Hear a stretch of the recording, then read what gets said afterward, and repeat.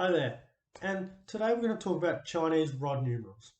And so these were used about 220 BC, and they were made out of either bamboo or ivory and ranged between 2 and 14 centimeters in length.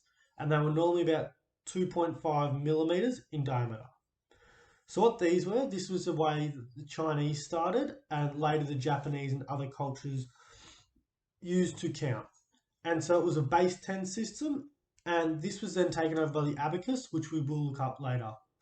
And so here I have the numbers written from 1 to 10, and so they were shown in either red or black. And so red was positive numbers and black were negative. So here you can see the length. So this is 2 centimeter and this is 14 centimeters. And you can see the length in which varied in the sizes of the Chinese rod numerals, because these were physical sticks. Tonight, I've just drawn them, but these normally were actual physical rods. So here we start with 1, which is just a straight vertical line. And so 2, 3, 4, and 5 are all vertical lines. When we get to 6, we have a small horizontal line that shows the 5, and then 1. Here we have the horizontal line again that shows a group of 5, and the 2 means 7, 8, 9, and once we get to 10, it becomes a full horizontal line. This is 20. This is 30, 40, 50, 60, 70, 80, 90.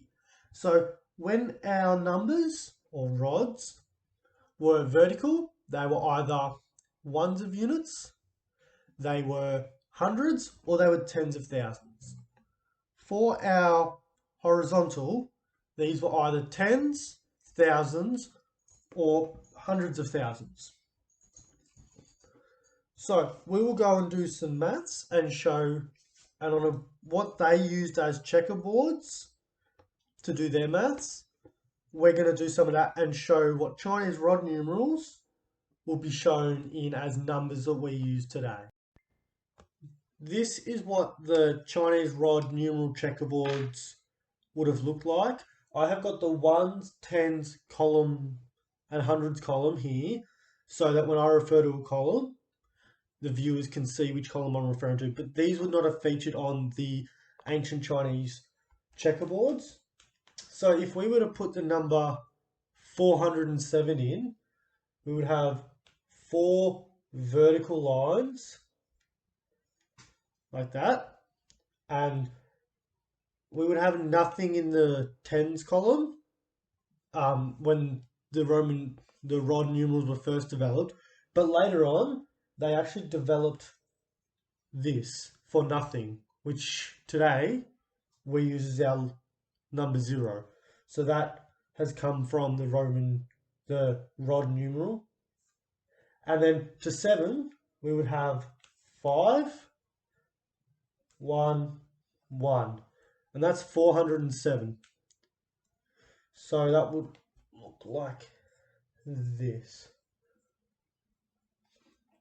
Now, if we were to do a negative number, straight away, we would have to use a black pen. So if we had 2 and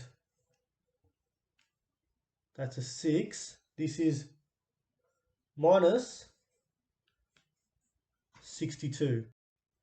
Now, as the rod numeral system became outdated or got succeeded by the abacus, which is one of these, this is essentially a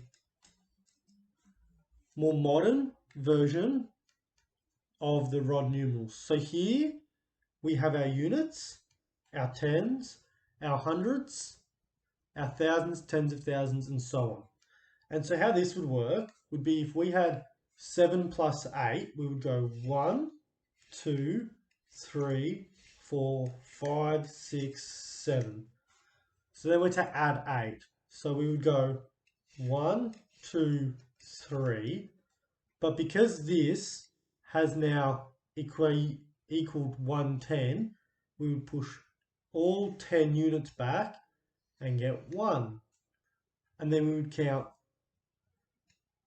5 more. 1, 2, 3, 4, 5. So that is how the abacus worked